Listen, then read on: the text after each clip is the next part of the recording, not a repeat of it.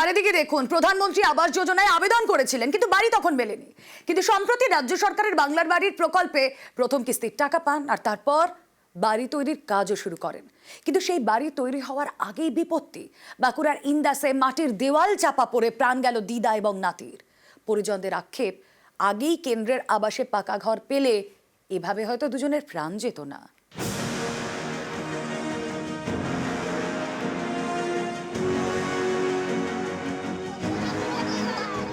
বাঁকুড়ার ইন্দাস, বুধবার গভীর রাতে এখানকার নন্দীপাড়ায় বিপত্তি।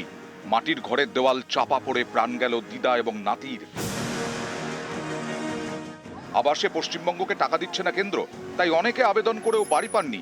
যেমন উজ্জ্বলা হাজরা, বয়স 60, মাটির বাড়িতে থাকতেন। স্থানীয়দের দাবি, কয়েক বছর আগে কেন্দ্রের আবাস যোজনায় আবেদন করেছিলেন, তালিকায় নামও ওঠে, কিন্তু বাড়ি পাননি। পাকা বাড়ি পেতে সম্প্রতি বাংলার বাড়ি প্রকল্পে আবেদন করেন। প্রথম কিস্তির টাকাও ঢোকে উজ্জ্বলার ব্যাংক অ্যাকাউন্টে। বাড়ি তৈরির কাজও শুরু হয়, কিন্তু পাকা বাড়ি তৈরি হওয়ার আগেই বিপত্তি। প্রৌঢ়ার বাড়ির কাছেই রয়েছে একটি পুকুর। সেই পুকুর থেকে জল বের করার কাজ চলছে।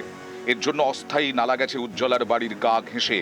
বুধবার রাতে তখন বাড়িতে ঘুমিয়ে দিদা এবং নাতি, তখনই হুড়মুড়িয়ে মাটির দেওয়াল ভেঙে পড়ে। প্রাণ যায় উজ্জ্বলা এবং তার 12 বছরের নাতির। পরিজনদের আক্ষেপ, আগেই কেন্দ্রের আবাসে পাকা ঘর পেলে এভাবে হয়তো দুজনের প্রাণ যেত না।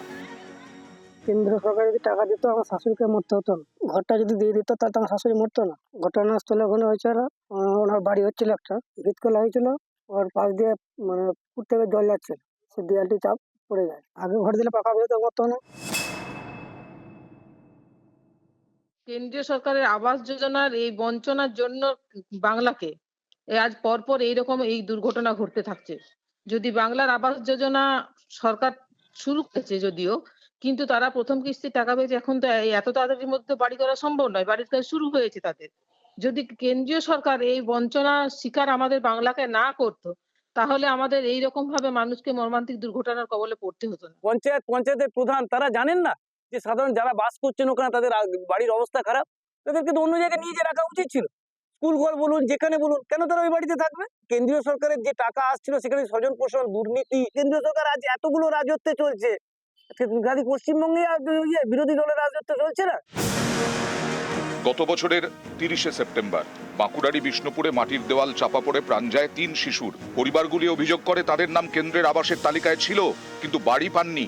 পাকা বাড়ি থাকলে এভাবে 3 শিশুর প্রাণ যেত না। এ নিয়ে পথে নামে তৃণমূল। বাড়ি তৈরির প্রতিশ্রুতি দেয়। সন্তানহারা 3 পরিবার পেয়েছে বাংলার বাড়ি তৈরির টাকা। বাঁকুড়া থেকে দেবব্রত সরকার, নিউজ 18 বাংলা।